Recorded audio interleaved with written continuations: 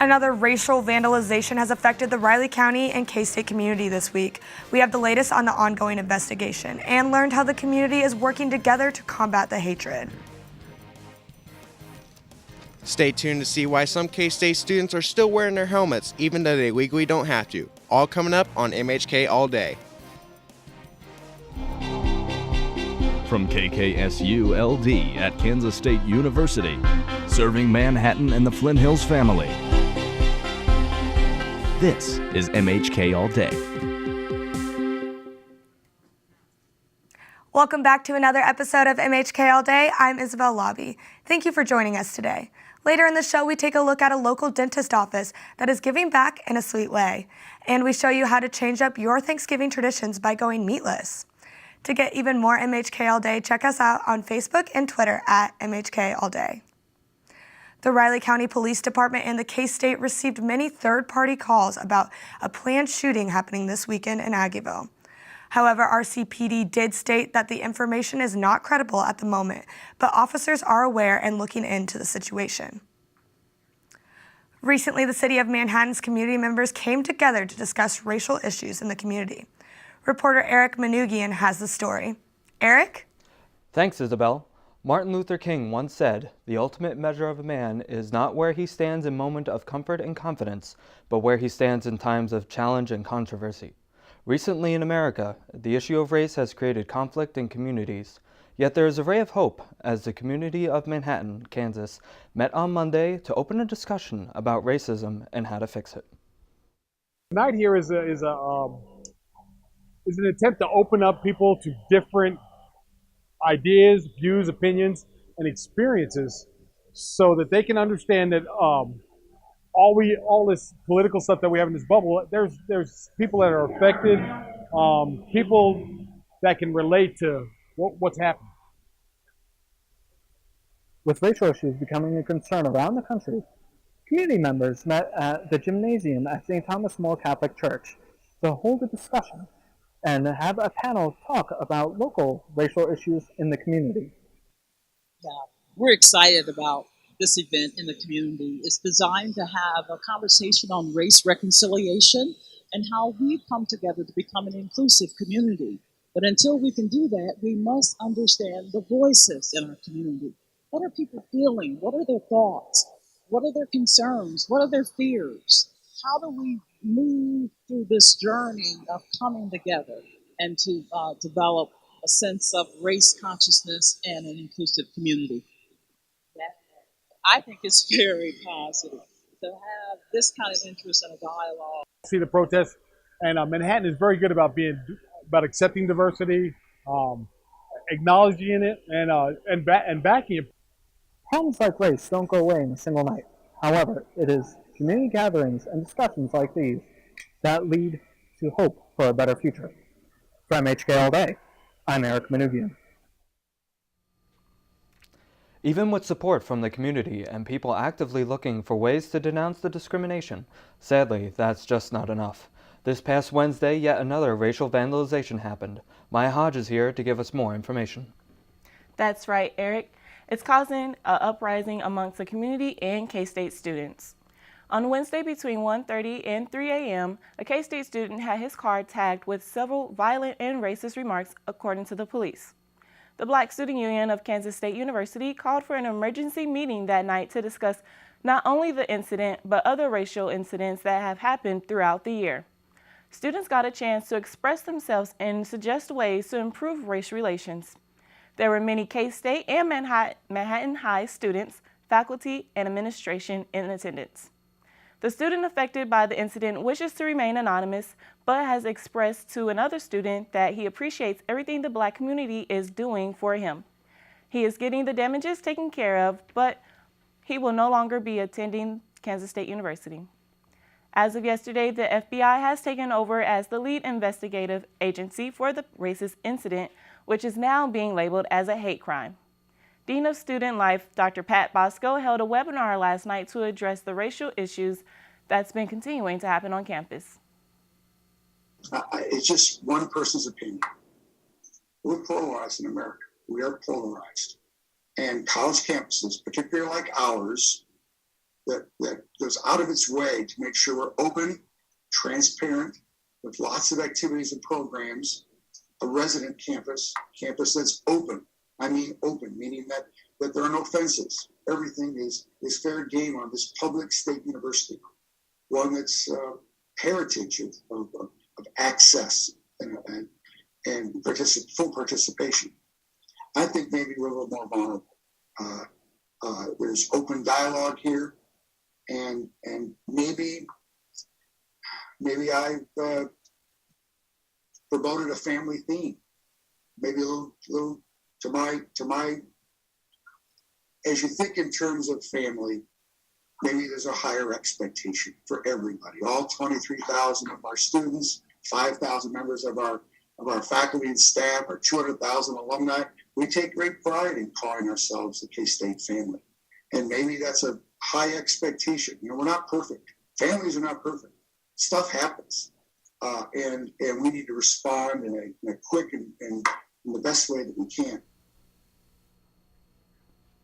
Raleigh County Police Department is asking if you have any information on this vandalism crime to call them at 785-537-2112 or Crime Stoppers at 785-539-7777. Though there has been many discriminatory acts happening around the Raleigh County area, people are still finding ways to come together as one to celebrate cultures. They sure are, Maya. Those stories are coming up later in the show. Back to you, Isabel. Thanks, Eric and Maya. It's so awful to see such hateful acts happening in our community. The United States has bounced back and forth on many issues.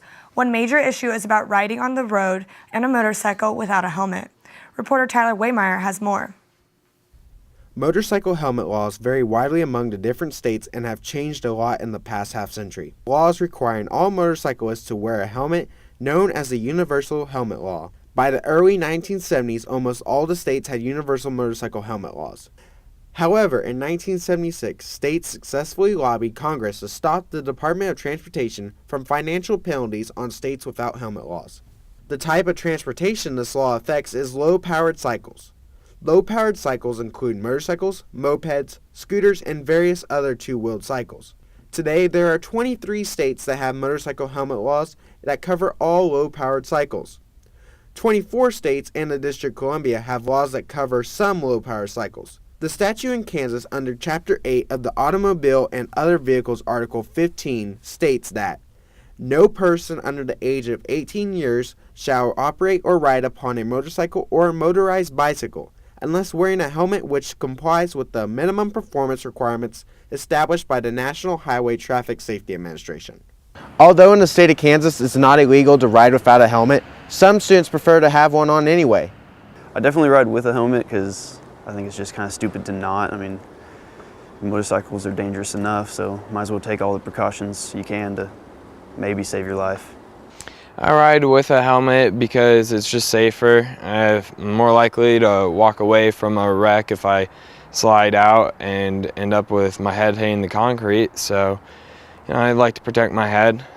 In Manhattan, I'm Tyler Waymeyer with MHK All Day.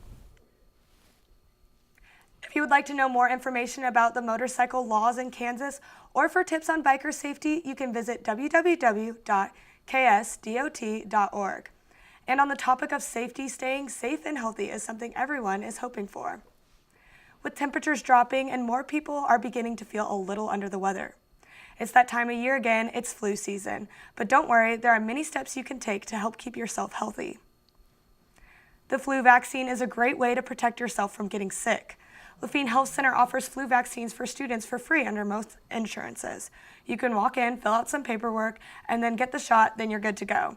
The whole process only took me about 15 minutes. Other ways to help you stay healthy during the season of sickness is to wash your hands often with soap and water, avoid touching your eyes, nose, and mouth, and to avoid contact with people who are sick. Some symptoms of the flu include a fever, extreme tiredness, headache, and muscle aches. Now joined with me is Joan DeDonder from Lafayette Health Center.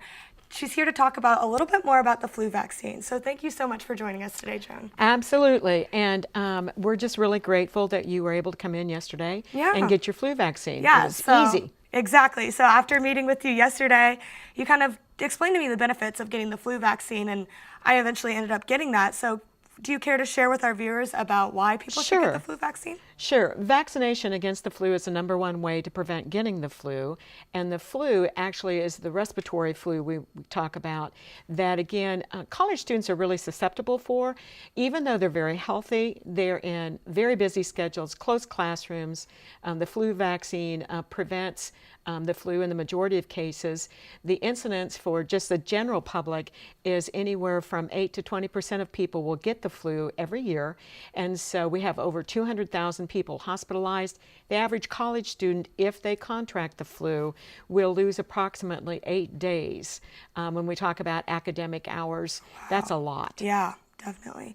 So what do you think some common misconceptions about the flu vaccine are? Well, I think one of the most prevalent ones among everyone is the fact that if you get the flu vaccine, you're going to get the flu.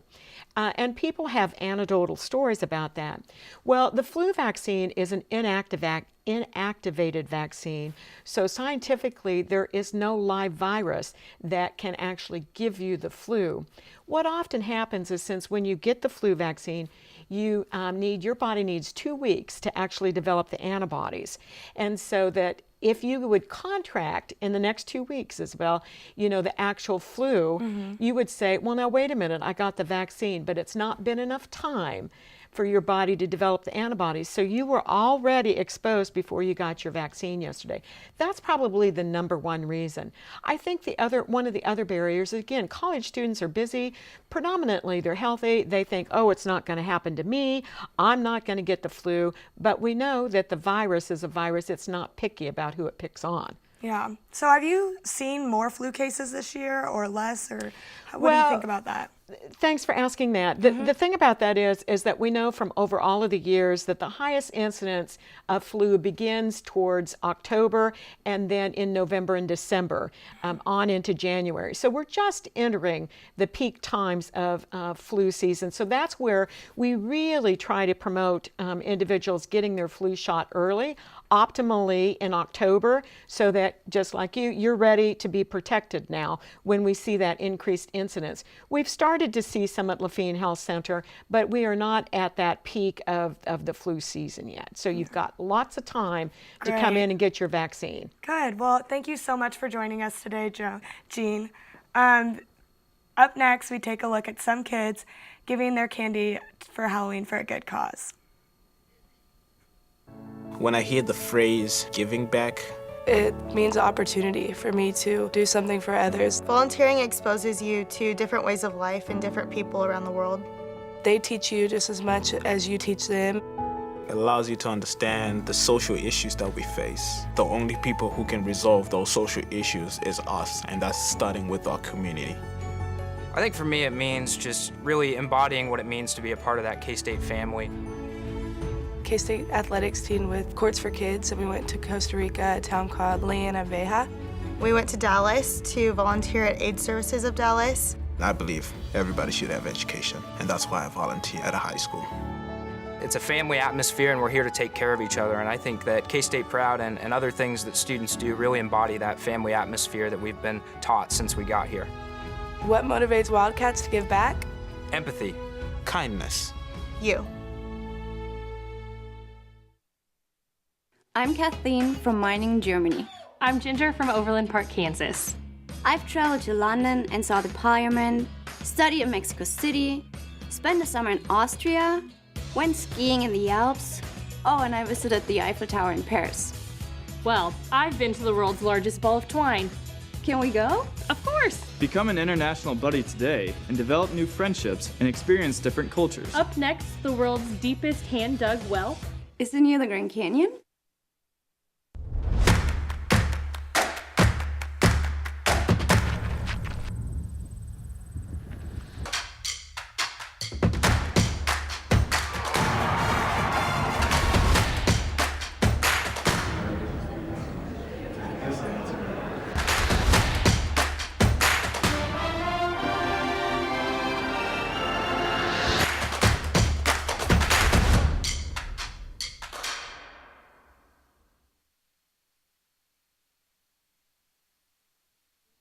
cavities after Halloween. And it's a part of a good cause. Brittany Reed has more on the story.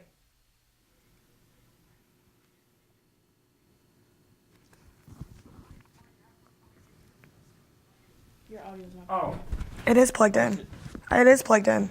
It is plugged in. To which one? Oh, maybe the wrong one. It's plugged in the wrong one. No, it's not. Sweets will be given to troops overseas. The kids get abundance of candy at this time of year, and parents don't know what to do with it. So it's like, well, that's why we waited a couple of days later so we could buy it back. We're buying it back $1 a pound, up to 5 pounds per child.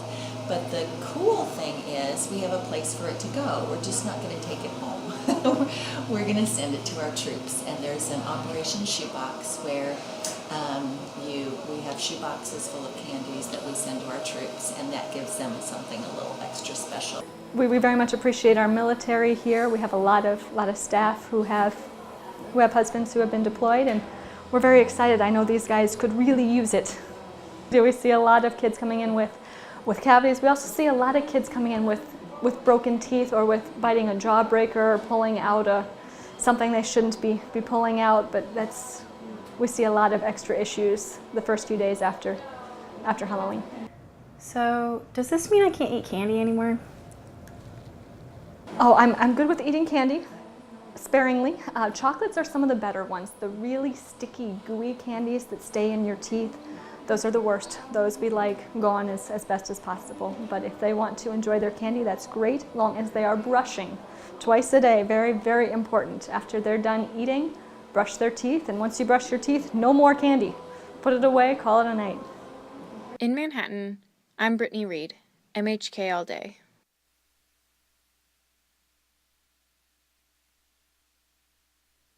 Dr. Wisdom is still accepting candy until 5 p.m. today. Coming up next in the show, we will show you some interesting vegan and vegetarian food options you and your non-meat eating guests can enjoy this Thanksgiving. Thanksgiving is right around the corner, and most people are ready to chow down on their favorite traditional dishes. But have you ever wondered what vegans and vegetarians eat for their Thanksgiving dinners? Miriam Chamberlain will give us a closer look at some alternative options. When I hear the phrase giving back, it means opportunity for me to do something for others. Volunteering exposes you to different ways of life and different people around the world. They teach you just as much as you teach them. it allows you to understand the social issues that we face. The only people who can resolve those social issues is us, and that's starting with our community. I think for me it means just really embodying what it means to be a part of that K-State family. K-State athletics team with Courts for Kids, and we went to Costa Rica, a town called Veja. We went to Dallas to volunteer at Aid Services of Dallas. I believe everybody should have education, and that's why I volunteer at a high school. It's a family atmosphere, and we're here to take care of each other, and I think that K-State Proud and other things that students do really embody that family atmosphere that we've been taught since we got here. What motivates Wildcats to give back? Empathy. Kindness. You. I'm Kathleen from Meiningen, Germany. I'm Ginger from Overland Park, Kansas.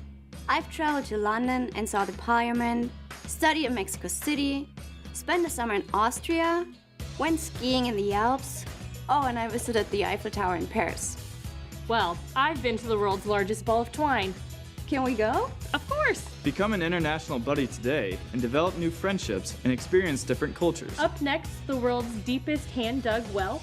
Is it near the Grand Canyon?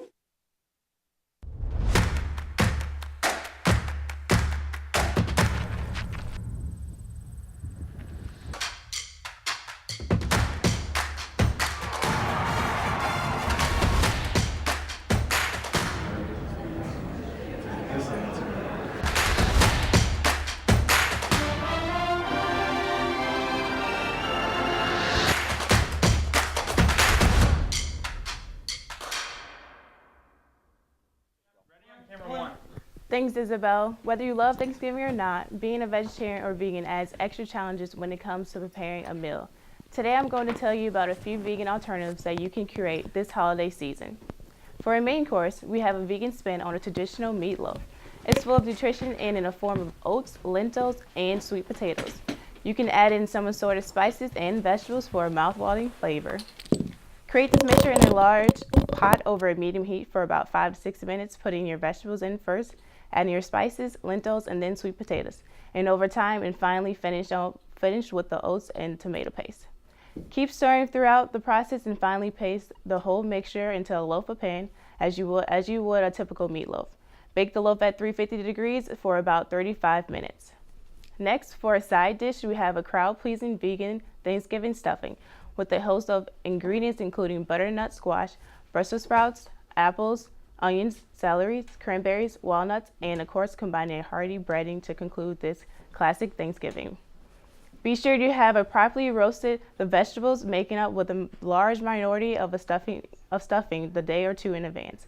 And use millet bread to create the texture for the stuffing, and mix in the rest of the ingredients with a bread on a lightly oiled casserole dish and bake for 25 minutes or until the top is golden brown. For dessert, we have a twist on a classic. Instead of pumpkin pie, try vegan pumpkin ice cream. This creates fun and finish to your Thanksgiving meal by mixing in pumpkin puree with vanilla extract and a cup of dairy-free milk. Puree the whole thing in a blender and freeze overnight. Thaw before serving and enjoy. Also, don't be afraid to add your favorite holiday toppings on like pecans or walnuts and traditional favorite whipped cream, or shake it up a bit and use coconut whipped cream instead. For all the dishes named today, you can find the full ingredients list at thefullhelping.com, along with other healthy vegan recipes for this year, Thanksgiving. Now back to you, Isabel. Thanks for those interesting ideas, Miriam. After the break, we look at how some different cultures are being celebrated in the Riley County community. When I hear the phrase giving back, it means opportunity for me to do something for others. Volunteering exposes you to different ways of life and different people around the world. They teach you just as much as you teach them. it allows you to understand the social issues that we face. The only people who can resolve those social issues is us, and that's starting with our community. I think for me it means just really embodying what it means to be a part of that K-State family. K-State athletics team with Courts for Kids, and we went to Costa Rica, a town called Veja. We went to Dallas to volunteer at Aid Services of Dallas. I believe everybody should have education, and that's why I volunteer at a high school. It's a family atmosphere, and we're here to take care of each other, and I think that K-State Proud and other things that students do really embody that family atmosphere that we've been taught since we got here. What motivates Wildcats to give back? Empathy. Kindness. You. I'm Kathleen from Meiningen, Germany. I'm Ginger from Overland Park, Kansas. I've traveled to London and saw the Parliament, studied in Mexico City, spent the summer in Austria, went skiing in the Alps, and I visited the Eiffel Tower in Paris. Well, I've been to the world's largest ball of twine. Can we go? Of course! Become an international buddy today and develop new friendships and experience different cultures. Up next, the world's deepest hand-dug well.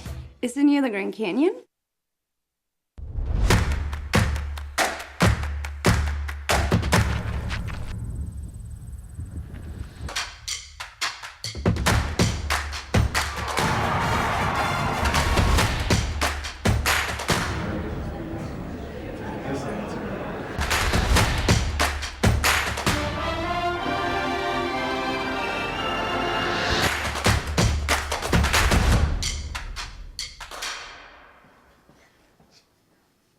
Kansas State University had a powwow on Sunday, hosted by the KSU Indigenous Alliance and the K-State American Indian Science and Engineering Society. MHK reporter Grant Miller has more. Tradition, community, and fun. This is what people experienced at the K-State Community Powwow, where Native Americans came together to share songs and traditional dances.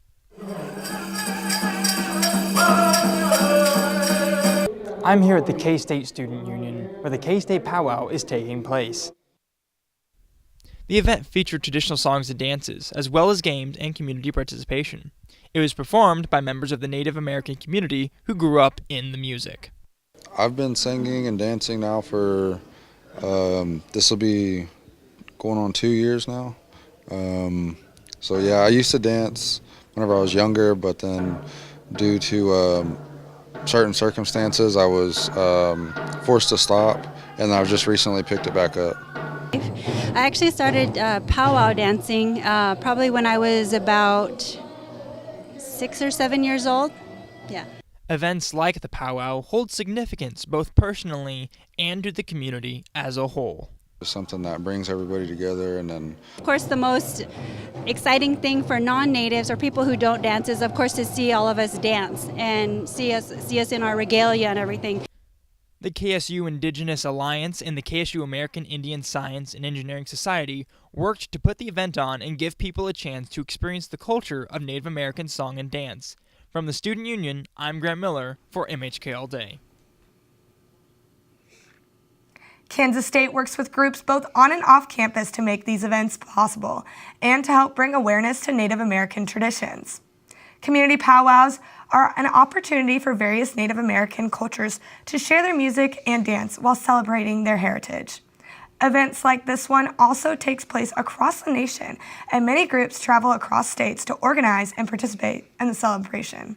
And speaking of celebrations, Halloween wasn't the only spooky holiday celebrated this week. The Day of the Dead was celebrated just a day later. I'm joined with reporter Reina Garcia, who has more to tell us about that holiday. Yeah, Isabel. So Day of the Dead, or as it's most commonly referred to as Dia de los Muertos, is a traditional Mexican holiday that is typically celebrated November 1st and 2nd. So the purpose of this holiday is to give people a chance to remember their loved ones, celebrate their lives, and also has a spiritual component to it as it's an opportunity for them to reconnect with the ones that they've lost. And so some of these activities include creating an altar, also called an ofrenda, and it consists of all of their favorite foods, favorite objects that were important to them while they're alive, and pictures, and really just kind of a tribute to them and what their life was like. Cool. And the Beach Museum of Art actually gave members of the Manhattan community a chance to contribute to the altar that was displayed at their Dia de los Muertos celebration. Awesome. So that beautiful altar you just saw all came from the Manhattan community. Cool. So it's That's awesome. definitely a cool event. So I brought some tasty treats with me. Yay! And so first we'll start with pan de muerto. This is a traditional food that is associated with Day of the Dead. It's basically a sweetbread that's usually topped with sugar that people usually eat and put on the altars. Now, it's said that the spirits who come back to be with their loved ones don't necessarily eat the bread, but they consume it. They absorb it with their essence. Yeah, so kind of spooky there. But it's really cool. And next we have chocolate de abuelita, and it's basically like grandma's hot chocolate. The only difference with this one is that it has like a cinnamon kick to it, and so it kind of gives you a little spice. Oh, cool. So do you think we should try some? Yeah, we definitely should. All right, let's take some. That's pretty good. That's actually really good. I like that a lot. Yeah, definitely good for the cold weather that we're having now. Oh, for sure. And definitely you can taste that little kick of cinnamon, and I love it. It's really great. Yeah. And another thing about Day of the Dead, it also has a lot of beautiful decorations. Things that are commonly associated are like sugar skulls, and it's a really cool holiday. So I'm glad we got to share it with you Yeah, today. awesome. Well, thank you so much. And that's all the time we have for this week. Be sure to set your clocks back this weekend, and we'll see you next week. This is Channel 8 News.